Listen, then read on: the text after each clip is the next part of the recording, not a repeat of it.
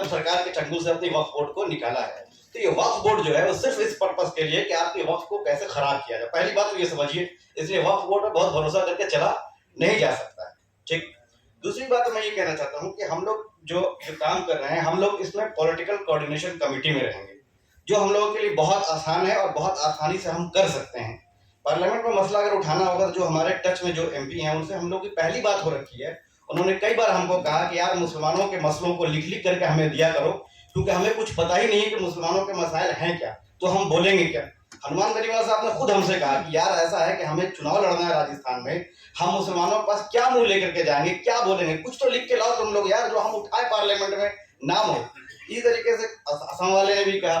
तमिलनाडु में एक और साहब है हमारे एमपी, उनका नाम है थोड़ा सा बड़ा कंफ्यूजन है, साउथ इंडियन नाम है, मुझे याद नहीं रह पाता है, तिरुमलावलम। उन्होंने भी यही बात कही कि यार कुछ तो आप लोग लिख करके तो नॉर्दर्न पार्ट ऑफ इंडिया से कि हो क्या है नॉर्दर्न पार्ट ऑफ इंडिया में, हमें कुछ पता ही नहीं है। तो इस तरीके से 4-5-7 लोग हैं हमारे पास में जिन्होंने हमें खुद कहा है। तो ये बहुत ज्वलंत मुद्दा है जिसमें हम कह सकते हैं कि भाई हमारी प्रॉपर्टी को उठाए इंक्रोच किया जा रहा है बाज़ाब्ती सरकारी मशीनरी को मिसयूज और एक तरह से षड्यंत्र के साथ में। यही काम हम लोग करेंगे, इसी के साथ हम चलेंगे। बस इतना ही कहने के साथ मैं आपके साथ जाएंगे।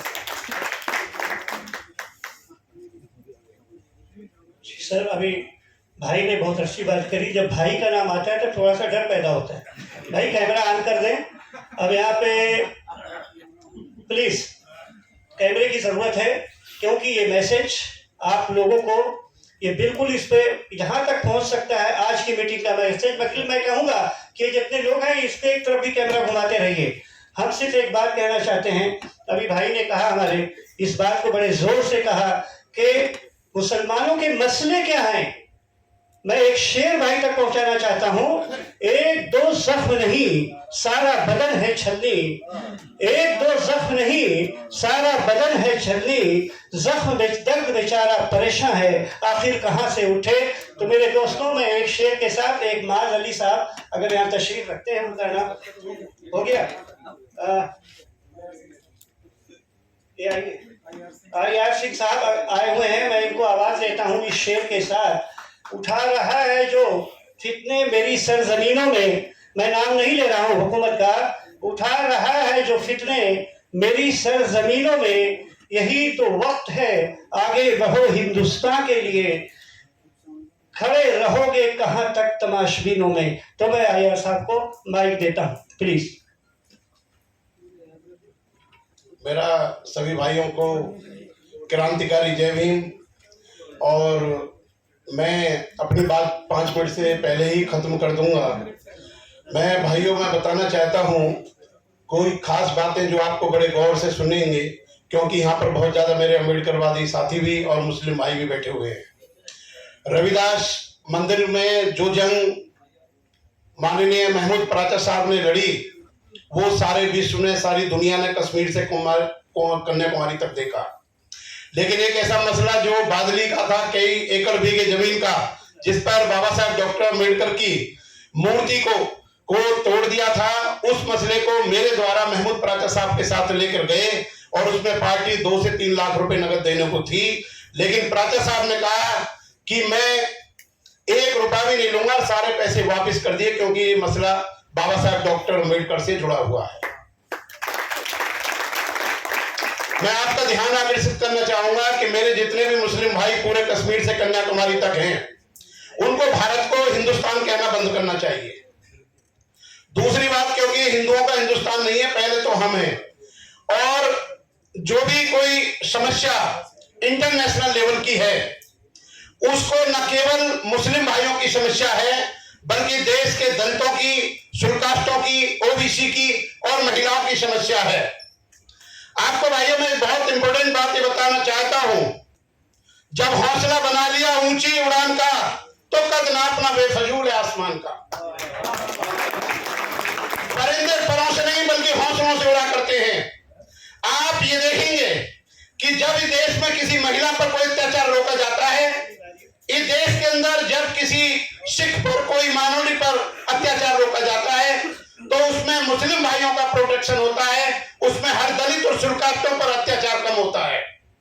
मैं आपको बताना चाहता हूं कि अगर जुल्मों की कहानी हम कहने लगेंगे तो पत्थर भी आंसू बहाने लगेंगे। इंसानियत कहां खो गई ढूंढने में जमाने लगेंगे। मेरे भाइयों, मैं आपको बताना चाहता हूं कि जहां इन कमेटी स्ट्रगल में किसी मुस्लिम भाई का पसीना गिरेगा, हम खून बहा देंगे। मैं आपको यह भी बताना चाहता हूं कि दिल्ली के अंदर जो वकालत करने वाले लोग होते हैं, वो साधारण कार्य के लिए नहीं होते।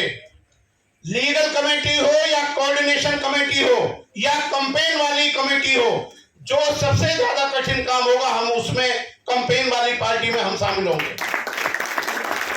मैं आपको बताना चाहता हूं कि देश के अंदर एक जो ये जुल्म, सितम, अन्याय, अत्याचार को सरकार ने, चाहे वो आरएसएस के लोगों, चाहे बीजेपी की गवर्नमेंट हो, वो उन लोगों के जो फंडामेंटल राइट्स हैं, सिविल राइट्स हैं, उनके लीगल राइट्स हैं, कॉन्स्टिट्यूशन राइट्स हैं, उनको छीन लेना चाहती हैं। लेकिन मैं आपसे बात कहना चाहता हूं कि the man who does not respect your rights, he does not respect you as a being, human being. There is no safety, surety and security of our life, liberty and property. मैं बात कहना चाहता हूं कि मांझी, तेरी किश्ती के तरफदार बहुत हैं, कुछ इस पार हैं, बहुत उस पार हैं। जहां तूने खोली है दुकान, यहां तो पत्थर के खरीदार बहुत हैं। मेरे साथियों, हमारे जो अधिकार हैं, ये आवाज केवल ये नहीं होनी चाहिए कि हम दिल्ली के वकील सुल्कास्ट ओबीसी के या महिला बना रहे हैं, बल्कि ये मैसेज पूरे देश में, कश्मीर से कन्याकुमारी तक जाना चाहिए। अगर देश की राजधानी में हम अपने राइट्स और प्रॉपर्टी को प्रोटेक्ट नहीं कर पाए, तो आप भूल जाइए कि कश्मीर से कन्याकुमारी तक आप अपने किसी अधिकार को सुरक्षित कर पाएंगे। इन जुल्मों के, ये जो जुल्म सितम अन्याय हैं, इनको केवल जुनून के, केवल इनको ये जो किए जा रहे हैं, इनको जुनून के द्वारा रोका जा सकता है। और जुनून वो लोग पैदा कर सकते हैं जो स्वयं जुनूनी होंगे। मैं अपने भाइयों से कहना चाहता हूं कि इस देश के मुस्लिमों से सुल्कास्टों का वही संबंध है जो शरीर का संबंध दिल की धड़कन से होता है। आप हमारे शरीर की स्किन है, हमारी त्वचा है, हमारे शरीर की स्किन है। अगर उस पर जरा भी खरोच आ जाए, कोई खून निकल जाए, तो हमारा खून खौल उठता है। मैं साथियों को बताना चाहता हूं कि हमने पहली प्रतिज्ञा तो हमने इस बात के लिए, मैं आपको बता दूं, मेरे सभी साथी सुन रहे हैं, कि इस वाले जो 123 का जो मिशन है, 123 प्रॉपर्टीज का, उसके लिए पूरा दिल्ली का और आसपास के एनसीआर का सब भाई हम आपके साथ हैं। दूसरी बात जो बहुत इंपॉर्टेंट है, वो ये है कि हमने ये फैसला किया है कि वो आदमी जो हमारे लिए आवाज उठाएगा, हम प्राचा साहब को बार काउंसिल के चुनाव में भी जिता के भेज रहे हैं, ताकि हमारा राइट हो जाए। ये बात मैं अपनी तरफ से, अपने समाज की तरफ से बात कह रहा हूं। और हमारे समाज के अंदर जो बड़ा बब्बर शेर होगा, उसको भी हम चाहते हैं कि आप लोग हमारी सपोर्ट करें। और मैं आज गवर्नमेंट की इस बात को कहना चाहता हूं, जो गवर्नमेंट, अरे न तो बन की अर्जी है, न फरियाद की, घुट घुट के मर जाए मर्जी है मेरे सैयद की। कमेटी मैं कंपेन वाली बनाऊंगा, जो सबसे कठिन काम है उसके लिए मैं तैयार रहूंगा। दूसरा, मैं भाइयों एक बात आपसे कहना चाहता हूं, क्योंकि हम गालिब इंस्टीट्यूट में हैं, तो मैं गालिब के एक शेर को कहने के बाद अपनी बात खत्म करूंगा, टाइम कम है, कि ये गालिब एक भूल हम जीवन भर करते रहे, ये गालिब एक भूल मैं जीवन भर करता रहा, अरे धूल तो जमी थी चेहरे पर, मैं आईने को साफ करता रहा। थैंक यू वेरी मच, बहुत बहुत धन्यवाद। बहुत बहुत शुक्रिया सर, बहुत बहुत शुक्रिया। SC ST एंड माइनॉरिटी मुस्लिम जिंदाबाद और माइंदाबाद। मैं इसके बाद एक नाम हमारे सामने अभी आया है, जफर अब्बास साहब इस मजमे में कहीं तशरीफ रखते हैं। अभी एक दरख्वास्त आई है कि जफर अब्बास साहब को आप बुला लें। तो अब मैं सिर्फ इतनी दरख्वास्त करूँगा कि अभी हमारे पास बहुत बड़ी लिस्ट है, इसलिए अभी भानु प्रताप जी, तो आप जानते ही हैं भानु प्रताप जी को, इनके आगे हम कुछ लगा नहीं सकते, क्योंकि ये मोहताज नहीं है किसी तारीफ के। इसके बाद मैं 2 नामों के बाद इनका मैं नाम लूंगा। जफर अब्बास साहब अपनी बात किस कमेटी में रहेंगे? जफर अब्बास। हमारे सीनियर तबरेज भाई, महमूद पराचा जी और बैठे हुए सभी साथी, अभी आईआर सिंह की स्पीच हो रही थी तो सुन के बाद हम भी जोश पैदा हुआ। अच्छा भानु भी बैठे हुए हैं, हमने देखा नहीं हो इधर नेता रईस फारूकी भी बैठे हुए हैं, बहुत सारे लोग हैं, सब हमारे भाई हैं। तो बहरहाल जो भी कमेटी महमूद साहब या तबरेज भाई मेरे सीनियर हैं, जो भी कमेटी जो जिसमें हमको रखेंगे मैं उसके लिए तैयार हूँ, और जो भी कोऑपरेशन हो सकेगा मैं अपनी तरफ से उसमें हर तरह से कंट्रीब्यूट बहुत बहुत शुक्रिया। इनकी चॉइस इनकी इन्होंने ऑफर दे दी, जिस कमेटी में आप सही समझते हैं हमारा नाम ले लें। इसके बाद मैं जो आवाज़ देना चाहूँ तस्लीम आरिफ हैं, अगर यहाँ पर हैं तो उनका नाम अभी आया हुआ है। जी तस्लीम आरिफ साहब। इसके बाद मैं मेहर चंद जी को आवाज़ दूंगा कि अगर बहुत पीछे बैठे हैं तो आगे वाली सीट ले लें, क्योंकि इसके टाइम बहुत कम है। प्लीज़। मेरे सभी सीनियर्स और साथियों को मेरा प्यार भरा आदाब। देखिए मैं यहाँ पर जैसे समझता हूँ, मैं बिल्कुल यहाँ पर नया हूँ, और रही बात इस तरह का यहाँ मौजूद चल रहा है जो है सेफ कॉन्स्टिट्यूशन है हमारा। देखिए इसकी जो है वक्ती हालात और जो इस वक्त में मौजूदा हालात है उसमें बहुत ज़्यादा ज़रूरत है इसके बारे में सोचने की। और जो ये मौजू रखा गया है, जहाँ तक मैं समझता हूँ कि जो हम लोग एडवोकेट फ्रेटर्निटी यहाँ पर इकट्ठा हुई है, अपने आप में खुद वकील जो है अपने आप में खुद सक्षम होता है, और यहाँ पर तो माशाल्लाह बहुत सारे वकील हैं। हम जिस चीज के लिए प्रण कर लेंगे, जिस चीज के लिए हम ठान लेंगे, वो चीज हम करके रहेंगे। ऐसा मानना नहीं, ऐसा करके दिखाना है, और तभी हम इसको करके दिखा सकते हैं। यार ये छोटी सी हमारी चिंगारी है, एक प्रचंड रूप दिखाना चाहिए इसका, छोटी मोटी चिंगारी नहीं है ये। और एक मैं अपने रही बात अपने योगदान की, मेरा योगदान देखिए मैं तो नहीं समझ सकता कहाँ हूँ, लेकिन जहाँ मुझे ये सही फिट समझते हैं, जहाँ भी कर सकते हैं मैं उसके लिए तैयार हूँ। जो भी जिम्मेदारी दी जाएगी मैं उस जिम्मेदारी को उठाने तैयार हूँ। आप कंफर्टेबल हो, इसलिए ये कोई वो नहीं है जिसमें आप कंफर्टेबल फील करो वो बताओ। कैंपेन में रहोगे, कोऑर्डिनेशन में रहोगे या लिटिगेशन? आप मुझे कोऑर्डिनेशन डालने ज़्यादा अच्छा रहेगा। और रही एक चीज मैं लास्ट अपनी बात को कहना चाहूंगा कि हम जो है इसका प्रण लें कि हमें जो ये सेफ कॉन्स्टिट्यूशन का हमारा मौजू है, इसकी बहुत ज़्यादा ज़रूरत है। और ज़रूरत इसीलिए है कि ये मैं अपनी बात को एक आखिरी अपने शेर का मसला चला तो शेर से ही ख़त्म करना चाहूँगा। कहीं से चांद कहीं से कुतुबनुमा निकला, कहीं से चांद कहीं से कुतुबनुमा निकला, और कदम निकाला घर से तो रास्ता निकला। रास्ता तभी निकलेगा तो हम आगे निकलेंगे, कहाँ निकलेंगे, सोचेंगे, समझेंगे और इस पर अपनी मेहनत करेंगे। बस इसी बात से मैं अपने विदाई लेता हूँ। मेहर चंद प्रेमी जी से मैं गुजारिश करूंगा, हमारे द्वारका बार के और दिल्ली हाईकोर्ट थानों के सीनियर वकील हैं, इनका कंट्रीब्यूशन बहुत अहम है। इसके बाद बेनीवाल जी थोड़ा आगे आ जाएं, इसके बाद बेनीवाल जी। धन्यवाद राजा साहब। साथियों जय भीम, जय भारत। मुझे इस विषय के बारे में ज्यादा तो नहीं पता है, लेकिन मुझे एक बात का बिल्कुल पता है कि ये जो मनुवादी सरकार है आज की तारीख में, ये आपको एक एक करके पीटेगी। आज इन्होंने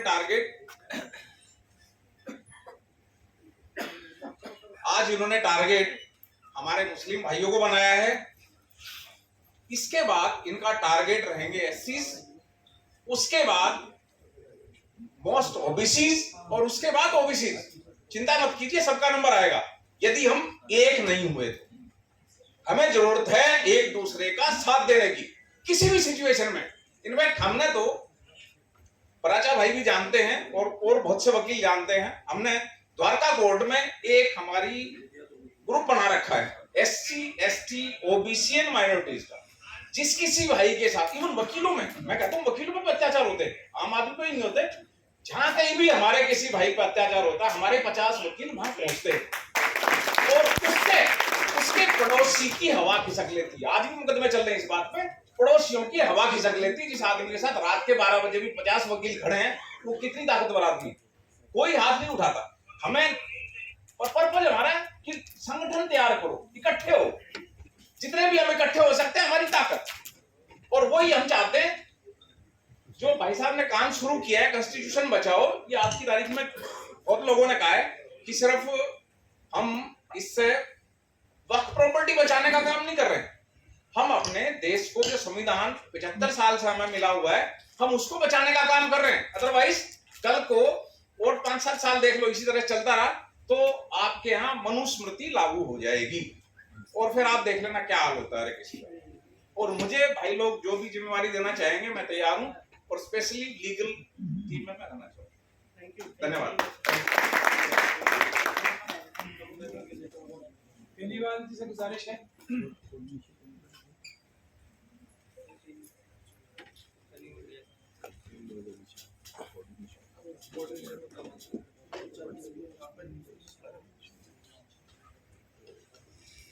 सभी साथियों को जय भीम, नमो बुद्धाय, अस्सलाम वालेकुम। साथियों, जैसा कि सभी ने कहा, इस लड़ाई लड़ने का मुस्लिम समाज की ऐसा नहीं है कि सडन हुआ है, ये इनकी बड़ी सोची समझी साजिश है। याद करें पंडित प्रज्ञा ठाकुर के स्टेटमेंट को। जब पंडित प्रज्ञा ठाकुर का रिमांड लिया एटीएस चीफ हेमंत करकरे ने, तो पहला सवाल किया उससे कि आपने एक बम ब्लास्ट क्यों कराया? कि जी हम अभिनव भारत की आड़ में इस भारत का नाम चेंज करना चाहते हैं। दूसरा ये कि भारत का संविधान चेंज करना चाहते हैं। तीसरा ये कि भारत में एक ऐसी कौम है जिससे कि हम बदला लेना चाहते हैं। वो कौन सी? अगर संविधान बदल दिया तो दलित, और संविधान नहीं बदला तो मुस्लिम। मैं डेट और सब बता दूंगा, आप चेक कर सकते हैं पंडित प्रज्ञा ठाकुर के स्टेटमेंट को। ये इनका सोची समझी साजिश है, कोई नई बात नहीं है। और इनका 1927 में बाबा साहब ने मनुस्मृति को दहन करवाया था। इनका प्लान है पूरा, अगर 2024 में अगर बीजेपी आ गई तो 2027 में संविधान नहीं है, ये आप सोच लें। इसीलिए साथियों में घर से बाहर निकलना होगा। मेरे भाई आयर सिंह भाई साहब ने कहा था कि मांझी तेरी कश्ती के तलबगार बहुत हैं, इस पार कम तो उस पार बहुत हैं, और जहां खोली है आपने शीशे की दुकान वह पत्थर के खरीदार बहुत हैं। देखो ठीक कहा था। लेकिन मैं कहना चाहूंगा कि तूफानों से आंख मिलाओ, सैलाबों पर वार करो और मल्लाहों का चक्कर छोड़ो, खुद तैरकर दरिया को पार करो। लेकिन मेरे प्यारे साथियों, एक महमूद प्राजा साहब नहीं है। अगर महमूद प्राजा साहब को अगर कुछ हुआ तो जिस प्रकार से बाबा साहब द्वारा जन्म नहीं ले सकते, इस प्रकार दूसरे महमूद प्राजा साहब पैदा नहीं होंगे। ये वो शख्स हैं, हमारे और आपके गरीबों और मजलूमों की आवाज हैं। हमारी आवाज को बाहर ले जाने वाले ये वो शख्स हैं। मैं महमूद प्राजा साहब का एक पिता की हैसियत से सम्मान करता हूँ, इज्जत करता हूँ और उनकी बात को करता हूँ। कल मैं बहुत जरूरी काम से मैं बैठा हुआ था, भाई साहब का फोन आया, मैं स्टेटमेंट कहीं मैं स्पीच दे रहा था। मैंने स्पीच को रोका, मैंने कहा नहीं। लोगों ने बोला वकील साहब नहीं, मैंने कहा ना, मुझे पहले कॉल अहम रखता है मेरे लिए। आज आप यहां से प्रण लेकर के जाएं। एक महमूद प्राजा साहब ने, जितने भी हम साथी वकील हैं उसके आगे एक एक लगाते जाएं। सिखा दें गवर्नमेंट को, बताते हैं इस मनवादी सरकार को कि हम अलग नहीं, हम एक हैं। ये मुस्लिम कहीं विदेश से नहीं आए हैं, ये हमारे अपने भाई हैं।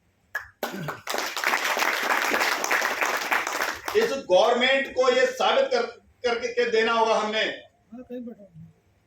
कि 100 में 90 शोषित हैं और शोषितों ने ललकारा है। अबे मूर्ख, इस धरती और राज जंगल पे 90 भाग हमारा है। किस मुखालफत में सोई है गवर्नमेंट? नहीं। मैं इसी के साथ बड़े भाई महमूद प्राजा साहब से कहूंगा कि मुझे कंपेनिंग कमेटी में रखा जाए। शुक्रिया सबका, आपने मुझे सुना। बहुत बहुत शुक्रिया सर। बहुत जोश भरी तकरीर थी। शायद ये तकरीर हमें अब सोने नहीं देगी और हम सो भी नहीं सकते जब तक हम अपने इस गोल को अचीव न कर लें। एक आई हुई है मोहतरमा उम्मे अंबर, अमरोहा से एडवोकेट हैं, यहाँ तशरीफ़ रखती हैं। मैं उनसे दरख्वास्त करूँगा कि स्टेज पर आएँ और स्टेज को शेयर करें। और इस एक शेर के साथ, दिल नाउमीद तो नहीं, सुने सर ज़रा, एक शेर है, बड़ा नाजुक शेर है। दिल नाउमीद तो नहीं, नाकाम ही तो है, लंबी है गम की शाम मगर शाम ही तो है, हम ये लड़ाई जीतेंगे। इसके साथ मैं अंबर जी को स्टेज पे दावत देता हूँ कि अपनी बात रखें।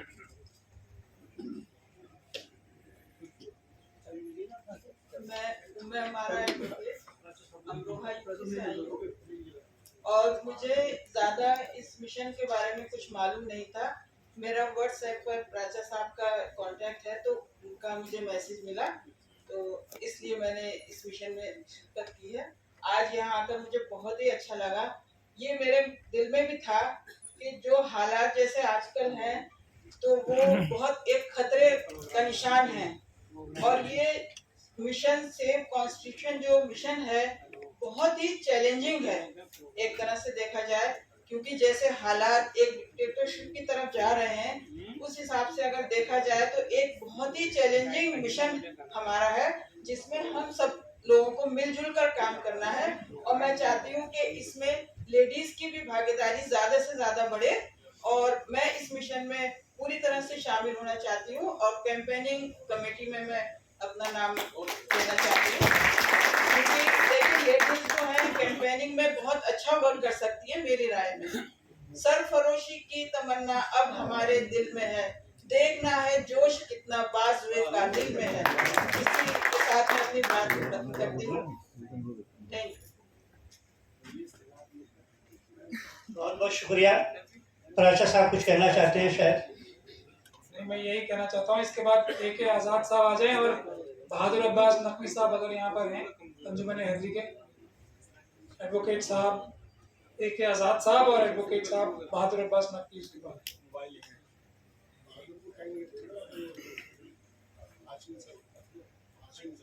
नहीं फिर पहले बाहम साहब।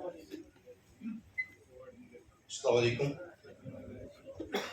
जय भीम।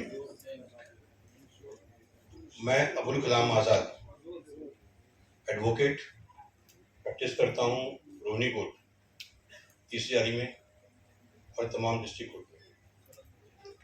अभी यहाँ पर सभी मेरे सीनियर हैं, कुछ AMU से हैं, रईस भाई हैं, हमारे बड़े भाई अय्यर सिंह जी हैं, जिनसे लगातार हमें ताकत मिलती रहती है। और अभी भाई भी आए थे, कह रहे थे मैं अम्बेडकरवादी हूँ, तो मैं मुस्लिम हूँ, मैं भी अम्बेडकरवादी हूँ। और मैं हूँ जन्म से, 26 जनवरी मेरी पैदाइश है, संविधान लागू हुआ था, तो बाबा साहब का खून मेरे अंदर ना हो लेकिन मेरे खून में जरूर बाबा साहब हो। और कॉन्स्टिट्यूशन से बेइंतहा मोहब्बत करता हूँ और इसी मोहब्बत के सिलसिले में मोहब्बत हुई महमूद प्राचा साहब से, इनकी बहुत ज़्यादा मैं इज्जत करता हूँ और इनसे जुड़ा हूँ। इसका सर्फ मुझे हासिल हुआ है, काम करने का मुझे ये सर्फ हासिल हुआ है। और शेर तो क्योंकि मेरे वालिद साहब भी शायर रहे हैं और उल्लर मुरादाबादी कमाल अमरोही साहब की मैं गोदी में सोया हूँ। मेरे वालिद साहब होस्टिंग किया करते थे मुशायरों की, तो मैं उन्हीं की पहचान हूँ। उनका एक शेर है, शफ शिकन हर सपूत है जिसका और जंग बाजों से कभी डरती है, अमन है जिसकी आंखों का तारा मेरे भारत कैसी धरती है। तो छोटे अल्फाजों में इतना ही कहूँगा कि बस मैं कोऑर्डिनेशन कमेटी में मैं अपना नाम देना चाहूँगा अगर मुझे इजाज़त मिले तो। शुक्रिया। बहुत बहुत शुक्रिया खान साहब। इसके बाद मैं एक साहब को शक्ल देता हूँ, उनका भी नाम आया है। आप उस नाम से चौंकिएगा नहीं, वो वकील हैं, एडवोकेट हैं और हमारे बीच हैं मिर्ज़ा गालिब साहब। बहुत नाम सुना होगा आपने मिर्ज़ा गालिब का। आप तशरीफ ला रहे हैं, आप नाम से मत चौंकिए, वाकई इनके अंदर बहुत खूबियाँ हैं मिर्ज़ा गालिब जैसी। मिर्ज़ा गालिब।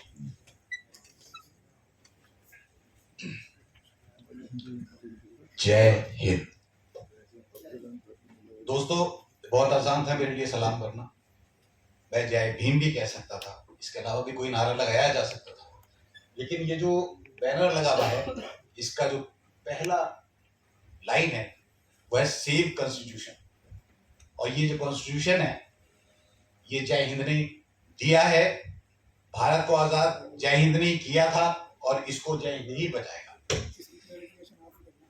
जहां तक बात औकाफ का है, देखिए, औकाफ में मैं भी काम कर रहा हूँ, लेकिन मैं इंडिविजुअली काम कर रहा हूँ, कोई टीम के साथ काम नहीं कर रहा। लेकिन औकाफ को बचाने के लिए यहाँ बहुत सारे स्पीकर्स आए हैं, सबने अपनी बात कही है। सबसे पहले देखना यह है कि औकाफ का दुश्मन कौन है, और सेल्फ इंट्रोस्पेक्शन जो है वो जब तक नहीं किया जाएगा, ये कह देना बहुत आसान है कि देखिए, हकीकत बात है, ये हो सकता है किसी को अच्छी ना लगे, लेकिन जो मैंने महसूस किया है वो मैं बताना चाहता हूँ कि राम प्रकाश औकाफ का दुश्मन नहीं है, कोई जॉन ओलिया इनका दुश्मन नहीं है, मोहम्मद इस्लाम औकाफ का दुश्मन है, हम खुद औकाफ के दुश्मन हैं। जहां तक वक्फ बोर्ड की बात है, अभी भाई थे वो ये कह रहे थे, ये हकीकत है कि वक्फ बोर्ड आप प्रॉपर्टीज को बचाने का काम नहीं कर रहा, वो वहां बैठ के सिर्फ ये तरकीब कर रहा है कि किस जगह पर प्रॉपर्टी है और इसको किस तरीके से खुरबुद किया जाए, किस तरह से निकाला जाए। जिन प्रॉपर्टीज पे मैं काम कर रहा हूँ, मैं जानता हूं कि उनकी नौयत कागजों में क्या है और हकीकत में क्या है। देखिए, कब्रिस्तान, आप जो लोग वक्त पे काम कर रहे हैं, अगर दिल्ली का मुझे नहीं कि क्या है, लेकिन यूपी में कब्रिस्तान जहां पे भी लिखा होगा वहां पे कहीं पे भी औकाफ नहीं लिखा, वक्फ कहीं नहीं लिखा कब्रिस्तान के आगे, बस सिर्फ कब्रिस्तान लिखा है। आप जाएं एसडीएम के पास, जाएं डीएम के पास जाएं, कि साहब नहीं कही तो कब्रिस्तान बाई यूज है। अरे भाई, बाई यूज है, जिस एक्ट के तहत आपने इसको बाई यूज कब्रिस्तान कहा है, उसके आगे आप लिखते क्यों नहीं? क्योंकि वो तो आपका एक्ट कह रहा है कि अगर वक्फ है तो लिखिए इसको वक्फ। ऐसी एप्लीकेशन मैंने डाली हैं, लेकिन वो कहते नहीं साहब ये तो बाई यूज है। सो व्हाट, बाई यूज तो आप लिखते क्यों नहीं? क्योंकि वक्फ डायरेक्टली डीएम के कब्रिस्तान जो है वो डीएम के कब्जे में, और वो ही उसकी देखरेख करता है। वो किसी भी कब्रिस्तान को कभी भी कह सकते हैं साहब इसको अब जरूरत नहीं है, इसको आप खत्म कर दीजिए, इसको हटा दीजिए। लेकिन अगर उसके आगे वक्फ लिखा जाएगा तो उसकी पहचान बनेगी। वो पहचान जो है बहुत ही आसानी से खत्म कर दी गई है। जहां तक यूपी का है मामला, अभी एक नोटिफिकेशन निकला था जो अब से तकरीबन 15 साल पहले भी निकला था। उसके अंदर बाकायदा गवर्नमेंट की तरफ से है कि मुतवल्लीज जो हैं, ये भी माजरत के साथ मैं कह रहा हूँ कि खुद औकाफ के दुश्मन है, क्योंकि जो एक बार बन गया वो दूसरे को नहीं आने देना चाहता, या वक्फ अलल औलाद अगर है तो वो सिर्फ ये समझते हैं कि नहीं साहब अब हमारी ये जो जागीर है, नहीं आप मुतवल्ली हैं, हो सकता है आपके बाप दादा की या मेरे बाप दादा की जायदाद हो, ये भी, लेकिन वो आप कस्टोडियन है उसके, आप उसकी सिर्फ रखवाल करेंगे, जो उसका काम उसमें होना है वो होना चाहिए। हाँ ये बात है, अलबत्ता वो अगर आप कर रहे हैं तो पहला आपका हो जाता है, बाकी फिर दूसरे लोगों का हो जाता है। तो औकाफ में ये एक बहुत बड़ी प्रॉब्लम है कि जहां अच्छा उस नोटिफिकेशन के अंदर ये लिखा गया है कि जिन लोगों ने अपने नाम दर्ज करा लिया, कि मसलन वक्फ मिर्जा गालिब अली कहीं पे लिखा हुआ था, अब बाद में उसकी चौथी पीढ़ी में आगे उनके पोते ने अपना नाम लिखवा दिया उसके अंदर, तो वो बिल्कुल गलत है, वो ऐसा नहीं होना चाहिए। लेकिन उसके ऊपर काम नहीं हो रहा, नोटिफिकेशन है। और अभी एक गाजियाबाद में कुशलिया गांव है, वहां पे ईदगाह है, उस ईदगाह के सिलसिले में कुछ एप्लीकेशंस दी गई, बात हुई, तो उसमें एसडीएम ने कहा नहीं साहब हमारा एप्लीकेशन नहीं आनी चाहिए, कोई हमको ये आपकी इतनी जगह है बस इसको समझ लें, बाकी कुछ नहीं दिया जाएगा। वजह क्या है? चूंकि ईदगाह तो दर्ज है, लेकिन उसके आगे बाकायदा वक्फ दर्ज नहीं है कि वक्फ है, बाई यूज कह दिया गया, लोगों ने मान लिया, कोई देख ही नहीं रहा उसको, कोई जा ही नहीं रहा। तो ये जो वक्फ बोर्ड है, इसके अंदर जो लोग मौजूद हैं, एक कॉपी की फीस यूपी में इस वक्त में 500 रुपए। आप अगर जाएंगे एक कॉपी लेंगे तो आप कोर्ट में, यहाँ पे सब लोग देखते हैं 10 रुपए या 20 रुपए अगर जो है आपको नकल निकलवानी है। और आपको बड़े मजे की बात बताऊं कि सफी हैदर साहब यहाँ पे थे उस वक्त में मौजूद, तो मैं गया लखनऊ वक्फ बोर्ड में, तो मेरा अंदाजा ये था कि चूंकि सफी साहब फोन करेंगे साहब मेरा काम बहुत जल्दी हो जाएगा, लेकिन उसके बाद जो कुछ वहां पर हुआ वो हो तो गए सब ऐसे के साहब बिल्कुल एकदम मसलन भेड़िया आ गया। और उसके बाद उन्होंने जो वक्त के रूल्स एंड रेगुलेशंस थे वो बताने शुरू करे कि साहब हमारी डाक 10 बजे जाएगी, उसको जो सीओ साहब रिसीव करेंगे 4 बजे रिसीव करेंगे। उन्होंने एक डॉक्यूमेंट के लिए 3 दिन लगा दिए। क्यों? क्योंकि उनको उस वक्त में पैसा नहीं मिल रहा था जो उन्हें चाहिए। उनके लिए आसान ये है कि वो सैलरी ना लें, वक्फ की प्रॉपर्टी बिकवा के, वक्फ की प्रॉपर्टी को कागजों में से हटा के, क्योंकि जिनके औकाफ है उनको ही नहीं मालूम कि हमारे हैं कहाँ पर, वो ही नहीं जानते कि वक्फ है कहाँ पर। तो इस वजह से कोई उनको बहुत आसान है चीजें जी।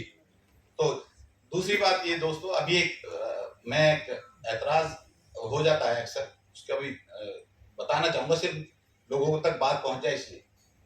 हिंदुस्तान लफ्ज है, अभी साहब ने कहा कि हमें ये नाम नहीं लेना चाहिए। ये नाम इसलिए नहीं है कि इसमें कोई खास कौम रहती है। हिंद जो है, हिंद के मायने होते हैं ऐसी जमीन जिसके 3 तरफ पानी हो। आप लोग जाके डिक्शनरी में चेक कर सकते हैं, इसके अंदर कोई वो नहीं है। वो जमीन जिसके 3 तरफ पानी होता है उसे हिंदुस्तान इसलिए कहा जाता है। एक तरफ आपके अरब सागर है, एक तरफ आपके बंगाल की खाड़ी है, एक तरफ आपके हिंद महासागर है। तो किसी कौम की वजह से ये हिंदुस्तान नहीं है, हिंदुस्तान तो सबकी वजह से है। तो हिंदुस्तान को हिंदुस्तान ही कहना चाहिए, और बाकी जो कुछ है जहाँ तक कॉन्स्टिट्यूशन और चीजें हैं उसको सिर्फ जय हिंद बजाएगा। तो आपस में आप कुछ भी कहें लेकिन जय हिंद जरूर कहें। Thank you.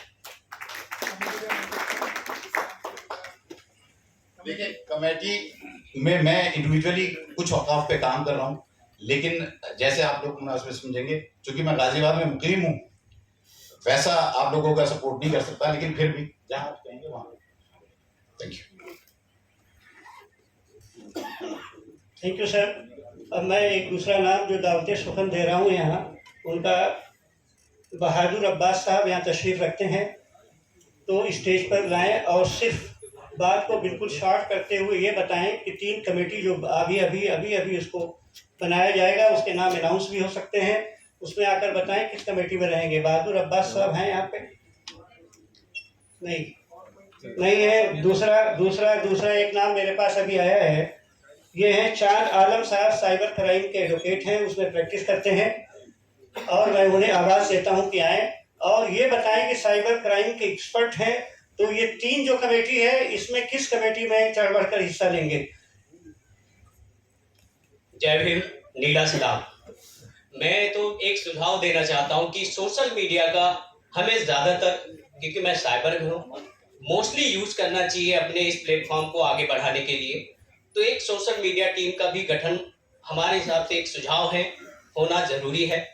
और इसमें क्या है, खाली ये दिल्ली का वक्फ बोर्ड का मामला नहीं है, ये पूरी हिंदुस्तान भारत का मामला है। तो हर स्टेट से जो भी वक्फ की प्रॉपर्टी है या वक्फ जो हमारे दिल्ली में जो ये मामला है उससे रिलेटेड हर स्टेट में जिलाधिकारी डीएम के माध्यम से दिल्ली स्टेट में वक्फ बोर्ड को, चेयरमैन को या वहां जो भी आला अधिकारी है उसे ज्ञापन के माध्यम से हमें बताना पड़ेगा कि हम खाली दिल्ली में नहीं है, पूरे हिंदुस्तान में वक्फ बोर्ड को सेव कर सकते हैं और इसके लिए लड़ सकते हैं। जय भीम, जय भारत। जो आप उचित समझे हमें जी।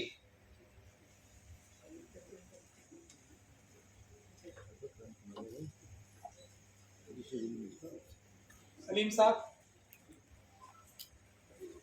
रफ्तार साहब, सलीम साहब, 2 मिनट में अपना कंट्रोल बता दो ना बस नाम। अस्सलाम वालेकुम। मैं लिटिगेशन टीम में पार्टिसिपेट करना चाहूँगा और बाकी तो सारी बातें जी। अस्सलाम वालेकुम, जय भीम। देखिए, जब भी महमूद भाई ने आवाज़ दी है हम वहाँ पर हाजिर मिले हैं, और मेरी एक गुजारिश है कि मुझे कोऑर्डिनेशन टीम जो भी जिम्मेदारी देना चाहे, आप जिसको पसंद करते हैं, जिसमें टाइम देते हैं, जहाँ कहेंगे मैं वहाँ पर आ जाऊँ। सलीम साहब हैं हमारे। अस्सलाम वालेकुम। मैं दिल्ली में प्रैक्टिस करता हूँ, लेकिन मथुरा को बिलोंग करता हूँ। इस वक्त मथुरा की ईदगाह के साथ जो खेल खेला जा रहा है वो सब लोग उस बात से वाकिफ हैं आप लोग। तो ये एक शुरुआत हुई है नाउम्मीदी, मायूसी और डर की जो एक शुरुआत मैं देख रहा हूँ सब लोगों के अंदर, उसको दूर करने के लिए हमें बहुत ही जद्दोजहद करनी पड़ेगी और इस काम के लिए मैं महमूद पराचा साहब के साथ लीगल टीम के साथ साथ कोऑर्डिनेशन कमेटी में भी रहूंगा।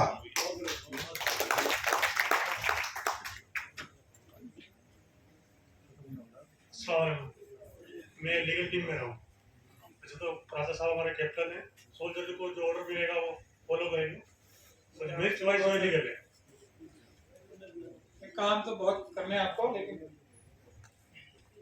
लॉयर्स किसी को और बोलना है, आप में से कोई भी कुछ बोलना चाहता है लॉयर्स के, बता दें।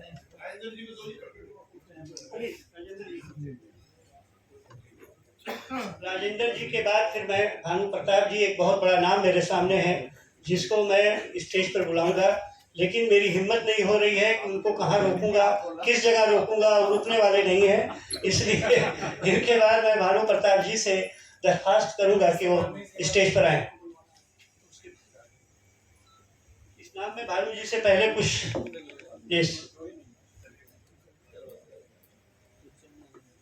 सभी को जय भारत, जय संविधान। साथियों, मैं कक्कड़डूमा में एज एडवोकेट प्रैक्टिस करता हूँ। कोशिश रहती है कि जहाँ संविधान के खिलाफ, भारत के नागरिकों के संवैधानिक अधिकारों के खिलाफ बात होती है, वहाँ पर संविधान को मजबूत करने के लिए बात की जाए। साथियों, जो देश है आज पूंजीवाद की तरफ और धार्मिक संघर्ष की तरफ जबरदस्ती ले जाया जा रहा है, जिसे भारत के नागरिक ही बेहतर तरीके से इसे रोक सकते हैं। मेरा जहाँ भी आपको सहयोग की जरूरत हो, मैं आप सभी का सहयोग करने के लिए हर तरीके से तैयार हूँ। यहीं मैं अपनी बात समाप्त करूँगा। जय भारत, जय संविधान। इससे पहले कि भानु साहब को बुलाया जाए, मैं अली बिल्डर साहब से गुजारिश करूंगा कि वो भी आए और किस कमेटी में जो अभी नॉन एडवोकेट बोलेंगे उनसे गुजारिश ये है कि वो कैंपेन कमेटी में रहें, और एक हम गिरफ्तारी कमेटी भी बना रहे हैं तो उसमें भी अपने नाम पेश करें। सभी लोग हाँ, गिरफ्तारी में सभी लोग नहीं, वकील तो जाएंगे ही, लेकिन वकील का तो ऑटोमेटिक है। अब ये नॉन वकीलों से भी कहा जा रहा है ना, गिरफ्तारियां तो और लोगों को भी देनी पड़ेगी। बिस्मिल्लाहिर्रहमानिर्रहीम। जनाब, मैं ज्यादा कुछ न कह सिर्फ इतना कह रहा हूँ आपके सामने कि जिस काम के लिए भी आप मुझे रखेंगे मैं उसके लिए तैयार हूँ, और पूरी जिंदगी भर महमूद पराचा साहब का मैं एहसान नहीं चुका सकता। काश अगर ये आदमी हमारे साथ खड़े न होते तो आज करबला जोरबाग लोधी रोड की जो जमीन है जिसकी कीमत वैल्यू आज 97,000 करोड़ है, मैं 24 घंटे इनकी हर बात लब्बैक करने के लिए तैयार हूँ। जिंदगी भर यानी कि खून का और जिस्म का एक एक कतरा इनके लिए फिदा हो जाएगा। अगर ये रात के 2 बजे 3 बजे भी अगर मुझे पुकारेंगे तो इंशाल्लाह लब्बैक महमूद पराचा होगी, क्योंकि इन्होंने हमारे सामने जो यानी कि करबला की जमीन है जिसकी वैल्यू 97,000 करोड़ है, उसके लिए अगर ये हमारे आगे खड़े न होते तो शायद आज इसमें हम कामयाब न होते। अली बिल्डर बहुत ही बहादुर आदमी है और ये उस तहरीक के बहुत ही मजबूत सुतून थे, इसीलिए मैंने इनको सबसे पहले बुलवाया कि जेल जाने की जब बात आई तो मसूद हाशमी साहब से गुजारिश करूंगा आ गए वो। इसके बाद पहले ये मसूद हाशमी साहब बोल रहे हैं, ये भी गुजारिश कर रहे हैं कि ये भी जेल जाना चाहते हैं। अस्सलाम वालेकुम। ये हमारे पुरानी दिल्ली के बहुत बड़े शायर भी हैं और ये ड्रामेटिस्ट भी हैं और अब जेल जाने वाले भी। भाई मजमा वकीलों का है और वकीलों के सामने तो आम आदमी क्या जज भी बोलते हुए घबराता है, हमने देखा है। लेकिन आम आदमी को जो मैंने महसूस किया, जो डर लगता है, वो सबसे बड़ा डर यही है गिरफ्तारी का और जेल जाने का। तो मैं पुरानी दिल्ली की नुमाइंदगी यहाँ कर रहा हूँ। हमारे साथ असलम भाई हैं, जुल्फकार भाई हैं, मुस्तफ़ा भाई हैं और काफी लोग, जावेद भाई हैं माशाल्लाह, इस्लामुद्दीन भाई हैं। तो हम तमाम, मैं इन तमाम लोगों की तरफ से सिर्फ ये बात आपसे नहीं कह रहा, ताहिर हुसैन साहब बैठे हैं मेरे साथ, मैं इन गिने चुने जिन लोगों के मैंने नाम लिए तो मेरे साथ आए हैं, मैं इन लोगों की तरफ से आपको यकीन नहीं दिला रहा, महमूद प्राचा साहब और भानु प्रताप जी, मैं दिल्ली के बच्चे की तरफ से आपको यकीन दिलाता हूं कि हमारे वक्फ की ये 1, 2, 3 प्रॉपर्टी नहीं, बल्कि 1, 2, 3 से 1000 तक की जो प्रॉपर्टीज हैं उनको बचाने के लिए हमें अगर जेल जाना पड़ेगा, हमें अपने सर से कफन बांधना पड़ेगा, हमें दोबारा सड़कों पर आना पड़ेगा, हमें अपनी माओ बेटियों को लेकर धरने पे बैठना पड़ेगा, तो वो हम सब कुछ करने के लिए तैयार हैं। और जिस तरह से आज एक उम्मीद का दरवाजा खुला है, मुझे तो यहाँ बुलाया नहीं गया था, यहाँ तो वकीलों का सम्मेलन था और कमेटी वकीलों की बननी है, लेकिन जब मुझे पता चला तो मैं आया और मैंने महमूद भाई से जबरदस्ती कहा कि मैं भी बोलूंगा, और इस वजह से बोलूंगा कि उम्मीद का दरवाजा इस काले कोट के अंदर हमें अब नजर आया है। हमें इससे पहले हम अपने आप को यतीम महसूस करते थे, बेसहारा महसूस करते थे, चूंकि हमारे सामने उमर खालिद है, खालिद सैफी है, जो जेल में पड़े हैं बरसों से। मुझे मालूम नहीं, टेक्निकल आप लोगों को मालूम होगा क्या इश्यूज हैं जो आप लोग उन लोगों की जमानत नहीं करवा पा रहे, इस बारे में मुझे नहीं मालूम, लेकिन हम लोगों को उम्मीद है जब आम आदमी पटरे पे बैठ के, स्कूटी पे बैठ के बातें करते हैं तो वो पूछते हैं कि जब महमूद प्राचा इतने बड़े बड़े काम कर रहे हैं तो वो उमर खालिद और खालिद सैफी की जमानत और इन जैसे लोगों की जमानत क्यों नहीं करवा पा रहे? इसका जवाब तो आप लोग देंगे, मुझे नहीं मालूम, लेकिन अवामी सतह पे जो आपको सपोर्ट चाहिए, जो ताउन चाहिए, उसका मैं यकीन दिलाने के लिए यहाँ पर आया हूँ। हम लोगों को आपसे बहुत उम्मीदें हैं और इंशाल्लाह मिलके हम तमाम लोग अपने भारत की तरक्की के लिए, भारत के संविधान को बचाने के लिए, भारत की वक्फ प्रॉपर्टीज को बचाने में एक मिसाल छोटी सी दे दूं। एक मदरसा हुसैन बख्श जो दिल्ली के लोग रहने वाले हैं वो जानते होंगे, बहुत पुराना मदरसा है। तो महमूद भाई, हमारी वहां चांदनी चौक पर मेन रोड पे जो सुनहरी मस्जिद है उसके 2 दुकानें छोड़ के मेन रोड पे 3 दुकानें हैं जो हमारे बुजुर्गों ने वक्फ की थी। अभी एक साहब कह रहे थे कि इसके जिम्मेदार हम भी हैं, वाकई हम तमाम लोग हैं। 3 दुकानें वक्फ की थी कि उन दुकानों के किराए से मदरसा हुसैन बख्श का खर्चा चलेगा और आमदनी होगी, लेकिन अफसोस की बात यह है कि वहां से 300 रुपए महीना किराया आ रहा है एक दुकान का। और जब मैं उनसे, मैं उस मदरसे का ट्रस्टी हूँ, जब मैं उनसे मिलने गया, जो लोग वहां पर किराएदार हैं, काबिज हैं, तो उन्होंने कहा कि जी ये धर्मशालाओं की और मदरसों की जगह तो इसीलिए होती हैं। तो लोगों का माइंडसेट ये बन चुका है, अगर 300 रुपए किराया उनका था तो वो उस जमाने में था जब सोने का भाव 300 रुपए तोला था, लेकिन आज सोने का भाव क्या है? और हम लोग जो वक्फ के, अगर मैं भी कहीं वक्फी प्रॉपर्टी पे बैठा हूं तो हम लोग क्या किराया दे रहे हैं? हम यतीमों का, बेवाओं का हक खा रहे हैं। इस बात को हमें सोचना चाहिए और हमें भी आगे बढ़ के आना चाहिए कि नहीं, अगर हम वक्फ की प्रॉपर्टी पे बैठे हुए हैं तो जो किराया हमें होना चाहिए, हैंडसम किराया, हम वो देंगे। आखिर में मैं आपको फिर दोबारा, मैं महमूद साहब की तारीफ बहुत ज्यादा करूंगा तो वो तो सब लोग जानते ही हैं, मैं इनकी तारीफ करना नहीं चाहता, लेकिन उम्मीद की किरण हम लोगों को जो आप में नजर आ रही है महमूद भाई, इस वजह से हम आपके साथ हैं और इंशाल्लाह शाना बशाना साथ रहेंगे। और एक शेर के साथ, चूंकि लोग शायरी कर रहे हैं तो मैंने कहा एक शेर मैं भी सुना दूं कि हम तो दरिया हैं, हमें अपना हुनर मालूम है, हम तो दरिया हैं, हमें अपना हुनर मालूम है, जिस तरफ भी चल पड़ेंगे रास्ता हो जाएगा। शुक्रिया सर। दस्त तो दस्त है, दरिया भी न छोड़े हमें, जुल्मते बहर में दौड़ा दिए घोड़े हमने। अगर इस तरह से हमें साथ देने वाले और जेल के भरने वाले लोग आकर खड़े हो जाएंगे तो मैं आज उम्मीद दिलाता हूँ इस स्टेज से, इनकी किसी की औकात नहीं है कि जो वक्फ प्रॉपर्टी है और जो SC ST और मुस्लिम माइनॉरिटी है इसको झुका सके। इंशाअल्लाह 2024 के इलेक्शन में हम अगर यूनाइट हो गए, एक अम्ब्रेला के अंदर आ गए, तो हम इस वक्त एक अच्छा रिजल्ट दे सकते हैं। तो इसी के साथ में अगर कोई और प्रवक्ता भी बचे हैं, कपिल साहब को बुलाओ, DC कपिल साहब को।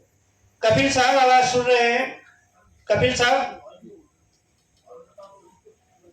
सर उनकी आवाज आप तक पहुंच रही है कि भानु जी? अच्छा ठीक। इससे पहले ये मसूद भाई ने एक सवाल किया, उसका जवाब दे दूं। अब इसके बाद खाना के लिए रुकेंगे सब। इसी महफिल में ऐसे कम से कम 5-6 वकील मुझे नजर आ रहे हैं, 6-7, जिन्होंने सैकड़ों जो दिल्ली दंगों में फंसाए गए हैं उनकी बेल कराई है। उसमें से 7वां 8वां नाम मेरा भी हो, सैकड़ों लोगों।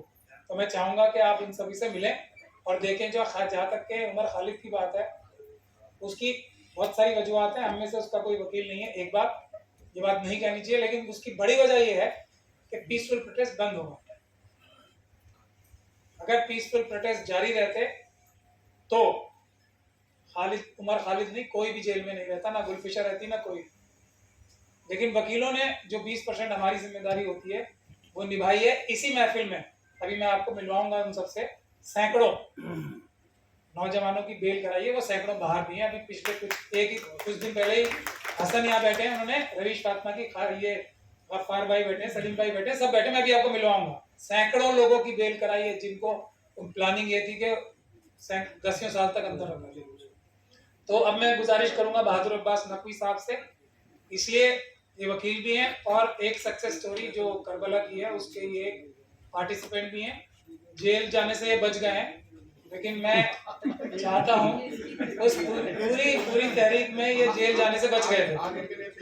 हालांकि इन्होंने काम पूरे किए थे, लेकिन किसी तरीके से बच गए, तो वो कमी जो है इस बार पूरी करानी है, इसीलिए उनको बुला रहे हैं। बहादुर अब्बास नकवी।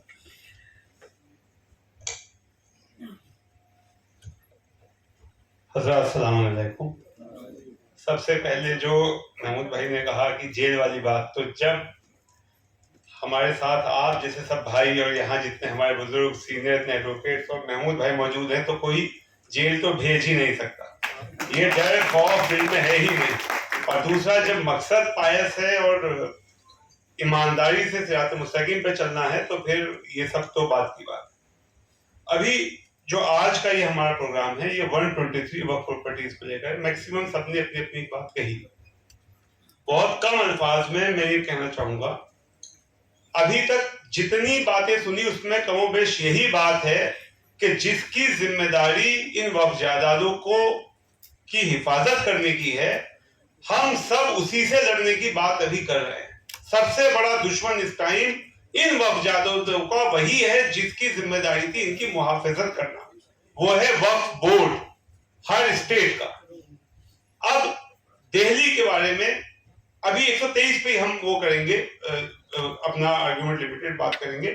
123 वक्फ प्रॉपर्टी का 8 तारीख को यूडी ने ऑर्डर निकाला, अर्बन डेवलपमेंट मिनिस्ट्री से डिप्टी एसडीओ ने। उस आदेश के बाद 9 तारीख को वहां के सेक्शन ऑफिसर ने एक लेटर जारी कर दिया और उसको छुपा के रखा गया, ना कौम को बताया गया और ना ही किसी वक्फ बोर्ड के मेंबर के सामने बताया गया। उसके बाद जब हमें मालूम हुआ और जिस दिन प्रेस कॉन्फ्रेंस महमूद प्राचा साहब, कलवे जवाद साहब ने प्रेस कॉन्फ्रेंस करी और ये पूरा ये सब एक्सपोज किया, उसी दिन जल्दबाजी के अंदर 12:30 बजे महमूद भाई ने प्रेस कॉन्फ्रेंस की है, 3 बजे वक्फ बोर्ड ने प्रेस कॉन्फ्रेंस रखी। प्रेस कॉन्फ्रेंस रखने के बाद उन्होंने ऐलान किया कि हम लोग कोर्ट मूव कर रहे हैं और हम लोगों ने कोर्ट में केस दायर कर दिया है। अब जो कोर्ट में एप्लीकेशन मूव की गई, आप सब एडवोकेट्स हैं इसलिए आपको समझ आएगा, कोर्ट में 123 वक्फ जायदाद का क्लेम ये करने गए कि जो सेंट्रल गवर्नमेंट ने कहा है कि ये लैंड हमारी, ये गलत है, ये गजेटेड वक्फ हमारी, ये जायदाद हमारी है। तो उसके लिए जो एप्लीकेशन मूव की जाएगी उसके अंदर ऑनरशिप पे डॉक्यूमेंट लगने चाहिए थे, रेवेन्यू के दस्तावेज लग सकते थे। सबसे अहम डॉक्यूमेंट जो गजट नोटिफिकेशन है इन 123 वक्फ जायदाद के, वो तो लगने ही चाहिए थे कम से कम। वो तो भारत सरकार का डॉक्यूमेंट है, रेवेन्यू रिकॉर्ड है और दुनिया जहान के दस्तावेज है। उस एप्लीकेशन के अंदर जो दस्तावेज लगे वो कुल लगे 4 अखबारों की कटिंग, एक कांग्रेस के किसी उसका ट्विटर अकाउंट, एक दूसरा फेसबुक का स्क्रीनशॉट, एक अखबार की कटिंग के साथ सब लोग कह रहे हैं कि वक्फ बोर्ड ने ये जायदादें लुटा दी हैं इसलिए स्टे दिया जाए। आप बताइए क्या इस एप्लीकेशन पे स्टे मिलना था?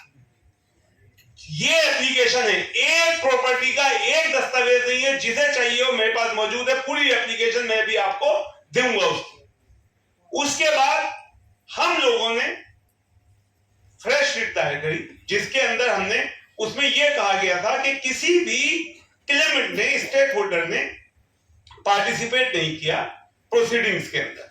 तो वक्फ बोर्ड के वक्फखोर अनातुल्लाह खान और उनका मैच किस तरह फिक्स था वो बताता हूं। हमने एडवांस में बता रखा है कि हमने पार्टिसिपेट किया है, ये प्रोसीडिंग्स है, हर डेट पे 2 मेंबर कमेटी के सामने अंजुमन हैदरी पेश हुई है एज ए गजेटेड मुतवल्ली। मुझको बाकायदा 2 मेंबर कमेटी से, क्योंकि रेवेन्यू रिकॉर्ड में मेरा नाम दर्ज है, गजट में मेरा नाम दर्ज है, मुझे नोटिस देकर बुलाया गया है और मैंने पार्टिसिपेट किया। ये वक्फ बोर्ड की नॉलेज में है। उसके बावजूद जैसे ही ऑर्डर निकलता है कि आपके किसी वक्फ बोर्ड के स्टेक होल्डर ने वहां पार्टिसिपेट नहीं किया, तो फौरन अमातुल्लाह खान लेटर जारी करते हैं और एक्सेप्टेंस देते हैं कि हाँ हमने कोई चीज के अंदर पार्टिसिपेट नहीं किया है। हालांकि बात यह थी जो हमने भी रिट दायर करी कि ये झूठ है, सरासर झूठ है कि किसी ने पार्टिसिपेट नहीं किया। उसके अंदर मुतवल्लियान ने वक्फ बोर्ड के स्टेक होल्डर्स थे जिनके रिवेन्यू, और खाली मैं नहीं हूं, अभी जो यहाँ पर आपके इंडिया गेट के ऊपर जब मस्जिद है वहां के इमाम साहब आए थे, उन्होंने भी अपने डॉक्यूमेंट जमा किए। बहुत सारे मुतवल्ली हैं जिन्होंने 2 मेंबर कमेटी के सामने अपने डॉक्यूमेंट जमा किए हैं। और ऑर्डर भी जो नोटिफिकेशन निकला था उसमें यह था स्टेक होल्डर्स या दिल्ली वक्फ बोर्ड अपने जो है दस्तावेज सबमिट करें, मगर उसको इमीडिएटली अमातुल्लाह खान ने एक्सेप्टेंस दी कि साहब के हाँ हमने कोई रिप्लाई नहीं दिया है। अब उसके बाद जैसे ही हमने रिट दायर करी, पहली डेट के ऊपर जब स्टे के ऊपर आर्गुमेंट होने की बारी आई, फौरन वक्फ बोर्ड के वकील ने आके, वली शबी ने आगे कहा कि नहीं साहब आज इसकी सुनवाई ना की जाए। आप ये बताइए, हमने उसमें दस्तावेज क्या लगाए हैं? अपना गजट नोटिफिकेशन लगाया है, अपनी कोर्ट प्रोसीडिंग्स लगाई हैं, अपनी हर तारीख के ऊपर पेश होने के डॉक्यूमेंट लगाए हैं, और जो हमने रिप्लाई सबमिट किया और डीडीए उस पर कोई जवाब नहीं दे पाया और उसने एक्सेप्ट किया कि हमारे पास कोई ओनरशिप का कागज नहीं है, हमने वो दो दस्तावेज के साथ वहां पर अपनी रिट दायर करी जिसमें वक्फ बोर्ड भी पार्टी है। अगर वक्फ बोर्ड कुछ कहना चाहता है तो वहां कह सकता है ना, पार्टी है उसके अंदर, होम मिनिस्ट्री है, यूडी मिनिस्ट्री है, माइनॉरिटी मिनिस्ट्री है, चौथी वक्फ बोर्ड है। उन्होंने आके कहा कि आज इस पे सुनवाई ना की जाए, हम पहले अपनी तरफ से रिट दायर करेंगे। तो पहले दिन जो हमारा बेस्ट केस था, अर्जेंसी थी हमारी, उसको वक्फ बोर्ड ने आके रोका कि आज इसकी सुनवाई ना की, हम ऑब्जेक्ट कर रहे हैं। उस दिन क्या, उसके बाद तीसरे दिन आए, अगले दिन छोड़ के नेक्स्ट डे हियरिंग हुई, तो कहने लगे साहब के राहुल मेहरा जी को अपॉइंट किया गया है साहब, उनकी तबीयत खराब है, 2 दिन आगे दे दिया जाए। हमने कहा हमारी एजेंसी है, कहने नहीं साहब कोई एजेंसी नहीं है, कोई सरकार कार्रवाई नहीं कर रही है, वक्फ बोर्ड का स्टैंड था कि अभी कुछ नहीं हो रहा है और कोई एजेंसी नहीं है। उस दिन फिर उन्होंने टलवाया, 1 हफ्ते तक लगातार 3 बार वक्फ बोर्ड ने आके जो है हमारे काम के अंदर जो स्टे 123 वक्फ प्रॉपर्टी को मिल सकता था उसके ऊपर आर्ग्यूमेंट नहीं होने दी। और फिर जब आखिरकार ये मंडे को आर्ग्यूमेंट होने की बारी आई तो राहुल मेहरा साहब ने आके पूरा उल्टा आर्ग्यूमेंट ये किया कोर्ट के अंदर, लाइव लॉ ने भी उसको किया है कि साहब ये 110 साल पुराना डिस्प्यूट है ओनरशिप का, जबकि फैक्ट ये है, मतलब जज को हमारी एप्लीकेशन ये है, there is no dispute, already gazette notification है, ऑलरेडी हम पोजीशन में है, तो इसका सेक्शन 4 सेक्शन 6 एक्विजिशन का हुआ ही नहीं है।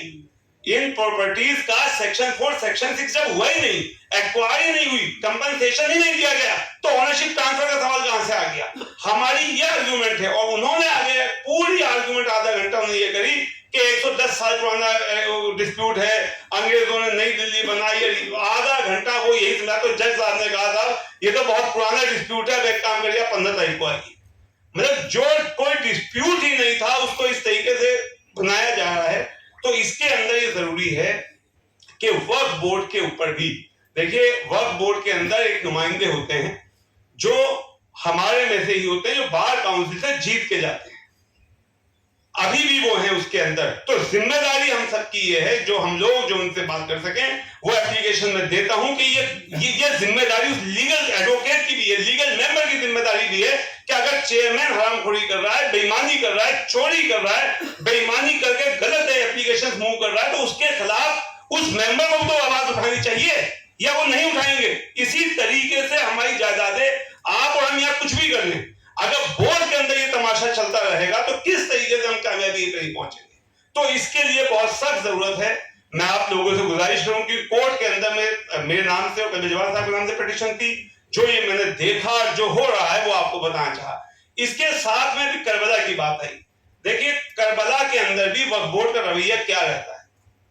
हम लोगों ने 50,000 गज जगह आजाद कराई, जिसमें आप में से काफी एडवोकेट हमारे उसके साथ थे, प्राचा साहब उसकी लीड कर रहे थे, हमारे यहाँ सदर साहब नैयर साहब मौजूद हैं, जानी साहब हमारी कमेटी के काफी लोग मौजूद हैं, अली भाई मौजूद हैं, भी उन्होंने बताया। वहां पर कोर्ट के अंदर वक्फ एक्ट के हिसाब से अभी बात चल रही थी किराया कितना होना चाहिए, जो तो वक्फ एक्ट के तहत 2.5% रिजर्व प्राइस रेंट का होता है। उसके अंदर जब केस शुरू हुआ तो वक्फ बोर्ड ने एफिडेविट दिया कि जोड़ बाग के अंदर की जमीन एंक्रोचर के पास कुल 30,000 रुपए महीना पे रहनी चाहिए, 2 एकड़ जगह। उसके बाद वहां आर्ग्यूमेंट हुई तो वहां पर वक्फ बोर्ड का जो एफिडेविट था, ये बहुत इंटरेस्टिंग बात है और टेक्निकल बात है, इसलिए बताना चाहता हूं क्योंकि आमतौर पर ये होता है कि वकील ये जाके कहते हैं, जैसे भी वक्फ बोर्ड के वकील ने वजीशा भी वो कहेंगे साहब मुझे जो इंस्ट्रक्शंस आती हैं मैं तो वो कर रहा हूं। तो वहां पर वक्फ बोर्ड ने एफिडेविट दिया कि नहीं, ये जगह इंक्रोचर के पास ही रहनी चाहिए, ये मुतवल्ली को वापस नहीं मिलनी चाहिए और इसका किराया कुल 30,000 रुपए होना चाहिए। उसके बरक्स महमूद प्राचा साहब ने, ये वक्फ बोर्ड के वकील थे, इन्होंने आर्ग्यूमेंट किया कि नहीं, ये एफिडेविट गलत है, इस एफिडेविट को नहीं माना जाएगा क्योंकि जो वक्फ एक्ट है वो इसके अपोजिट है। वक्फ एक्ट के हिसाब से सर्कल रेट का 2.5% होना चाहिए। वक्फ एक्ट के हिसाब से ये एंक्रोचर है, मुतवल्ली का राइट है, इनको पोजीशन मिलना चाहिए। वो सारी बातें उस अवार्ड के अंदर बाकायदा मेंशन की गई हैं कि वक्फ बोर्ड का स्टैंड ये था और एडवोकेट का ये था। फिर अपोजिट पार्टी ने उस पर ये लिया कि नहीं, कि एडवोकेट जो स्टैंड लिया गया है पार्टी के जरिए उसके बरक्स नहीं जा सकते हैं, उसको भी उसके अंदर डील किया गया है। उसमें लिखा गया है कि नहीं, अगर एडवोकेट जो बोल रहे हैं वो लॉ के अकॉर्डिंगली बोल रहे हैं तो एफिडेविट नहीं माना जाएगा, वो माना जाएगा जो लॉ होगा, जो एक्ट होगा। तो यहां पर जो ये सारी गड़बड़ी हो रही है वो वजह यही है कि वकील भी वहां जाकर जो है वही गा रहे हैं जो लॉ नहीं है, वक्फ बोर्ड भी लिख के वो एप्लीकेशन मूव कर रहे हैं जिससे ज्यादा से ज्यादा बेनिफिट अपोजिट पार्टी को मिले। और ये मसला सिर्फ मुझे जो समझ आया है, उनकी चाहत ये है कि ये जितनी ज्यादा ये बवाल बढ़े, जितनी ज्यादा मारकाट हो, उतनी ज्यादा पॉलिटिकल माइलेज केजरीवाल और इन लोगों को मिले।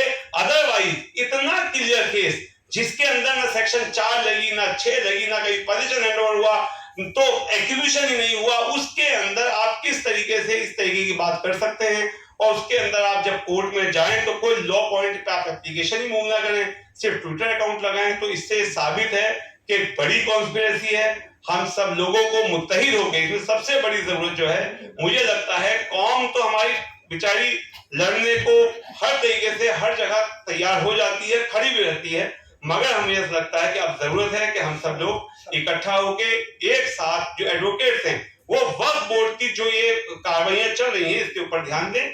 इसके अलावा अभी एक कोऑर्डिनेशन कमेटी बनी है जोड़बाग के अंदर, अभी इसी इश्यूज के ऊपर जो अपना काम कर रही है। इंशाल्लाह उसकी भी एक मीटिंग महमूद प्राचा साहब के साथ दोबारा होगी और इसके लिए जो ये मैंने एफिडेविट और कोर्ट केस की प्रोसीडिंग से ये अभी नंबर्स आ गए हैं, आप सबको इंशाल्लाह कल सुबह मैं शेयर कर दूंगा। जनाब, मैं कन्वीनर की इजाज़त से, इनकी इजाज़त से अब मैं आवाज़ दे रहा हूँ भानु जी को, क्योंकि रात हो चुकी है।